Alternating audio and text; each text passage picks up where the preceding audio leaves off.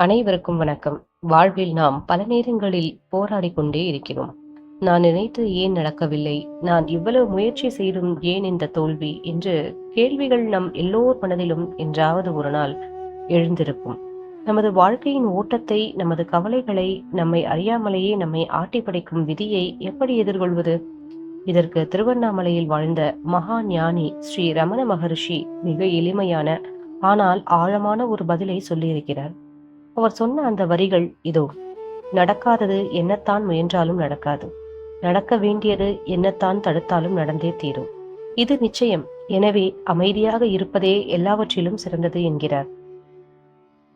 இந்த தொகுப்பில் ரமணர் கூறிய இந்த ஆழமான தத்துவத்தின் உண்மை பொருள் என்ன, இதை நம் அன்றாட வாழ்க்கையில் எப்படி பயன்படுத்தலாம் என்பதை பற்றி மிக ஆழமாக பார்க்க போகிறோம். முதலில் நாம் விதி அல்லது பிராப்த கர்மா என்றால் என்ன என்பதை புரிந்து கொள்ள வேண்டும். ரமண மகரிஷி விதியை மறுக்கவில்லை. மாறாக, இந்த உடல் எடுக்கும் போதே அது இந்த பூமியில் என்னென்ன அனுபவங்களை சந்திக்க வேண்டும் என்பது ஏற்கனவே தீர்மானிக்கப்பட்டு விட்டது என்கிறார். நாம் எந்த குடும்பத்தில் பிறக்கிறோம், நமக்கு என்ன மாதிரியான உடல்நிலை அமைகிறது, நம் வாழ்வில் நடக்கும் சில முக்கிய திருப்பங்கள், இவை யாவும் நம் கட்டுப்பாட்டில் இல்லை. நாம் ஒரு காரியத்திற்காக 100% உழைப்பை கொடுக்கலாம், ஆனால் அதன் முடிவு நம் கையில் இல்லை. ஒருவேளை அது உங்கள் விதிப்படி உங்களுக்கு கிடைக்கக்கூடாது என்று இருந்தால், நீங்கள் உலகத்தையே புரட்டி போட்டாலும் அது உங்களுக்கு கிடைக்காது. அதேபோல் ஒரு நன்மை உங்களுக்கு நடக்க வேண்டும் என்று விதியில் இருந்தால், அதை ஒட்டுமொத்த உலகமே சேர்ந்து தடுத்தாலும் அது உங்களை தேடி வந்தே தீரும். இதை புரிந்து கொள்ளும் போது நம் மனதில் இருக்கும் பாதி பாரம் குறைந்து விடுகிறது. எல்லாம் என் கையில் தான் இருக்கிறது என்ற அகந்தை உடையும் போதுதான் உண்மையான அமைதி பிறக்கிறது. சரி, எல்லாம் விதிப்படிதான் நடக்கும் என்றால் நாம் ஏன் உழைக்க வேண்டும்? ஏன் சும்மா இருக்கக்கூடாதா என்ற கேள்வி உங்கள் மனதில் எழலாம். ரமணர் அமைதியாக இருங்கள் என்று கூறும்போது அவர் கைகளை கட்டிக்கொண்டு சோம்பேறியாக இருக்க சொல்லவில்லை. அவர் குறிப்பிடுவது மனதின் மௌனம், எதிர்ப்பற்ற நிலை, அதாவது நான் ரெசிஸ்டன்ஸ் என்று ஆங்கிலத்தில் கூறுவார்கள். வாழ்வில் நடக்கும் நிகழ்வுகளை அப்படியே ஏற்றுக்கொள்ளும் பக்குவம்தான் மௌனம்.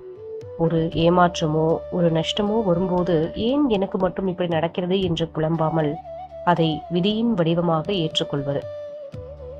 கடந்த காலத்தை பற்றிய கவலையையும் எதிர்காலத்தை பற்றிய பயமும் இல்லாத ஒரு மனநிலை. ஆணவமற்ற செயல். நான் செய்கிறேன் என்ற எண்ணம் இல்லாமல் கடமையை மட்டும் செய்துவிட்டு அதன் பலனை இறைவனிடமோ அல்லது இயற்கையிடமோ விட்டுவிடுவதுதான் உண்மையான மௌனம். சரி, வாழ்க்கையில் இதை எப்படி பயன்படுத்துவது? நமது அன்றாட பரபரப்பான வாழ்க்கையில் இந்த தத்துவத்தை எப்படி பயன்படுத்துவது? 3 எளிய வழிகள் உங்களுக்காக. எதிர்பார்ப்புகளை குறைத்தல். நாம் ஒரு காரியத்தை செய்யும் போது அதன் முடிவின் மீது அளவுக்கு அதிகமாக பற்று வைக்கக்கூடாது. என் கடமையை சிறப்பாக செய்வேன், முடிவு எப்படி வந்தாலும் ஏற்பேன் என்ற மனநிலையை வளர்த்து கொள்ள வேண்டும் முதலில். 2வது, சூழ்நிலைகளை ஏற்றுக்கொள்ளுதல். சில நேரங்களில் மனிதர்களோ அல்லது சூழ்நிலைகளோ நம் விருப்பப்படி இருக்காது. அவர்களை மாற்ற முயற்சி செய்து நம் ஆற்றலை வீணாக்குவதை விட இதுவும் கடந்து போகும் என்ற அமைதியாக கடந்து செல்வதே புத்திசாலித்தனம். 3வது, நான் யார் என்ற சுய விசாரணை. ரமண மகரிஷியின் முதன்மையான போதனையே நான் யார் என்று தேடுவதுதான். கவலைப்படும் இந்த மனம் நான் அல்ல, இந்த உடலும் நான் அல்ல.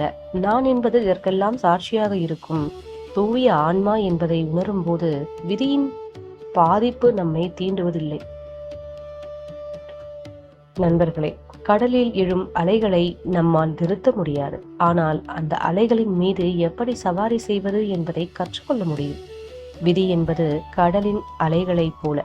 ரமணர் காட்டிய மௌனம் என்பது அந்த அலையின் மீது நிதானமாக பயணிக்கும் கலை. நடக்காததை நினைத்து வருந்தாமல், நடக்கவிருப்பதை தடுத்து நிறுத்த போராடாமல், இந்த நொடியில் இந்த நிமிடம் நமக்கு கொடுக்கப்பட்ட வாழ்க்கையை முழுமையான அமைதியோடும் சாந்தத்தோடும் வாழ்வோம். ஸ்ரீ ரமண மகரிஷியின் பாத கமலங்களை மனதில் இருத்தி தேவையற்ற சிந்தனைகளை விடுத்து அகமௌனத்தை நோக்கி நம் பயணத்தை தொடர்வோம். நன்றி, வணக்கம்.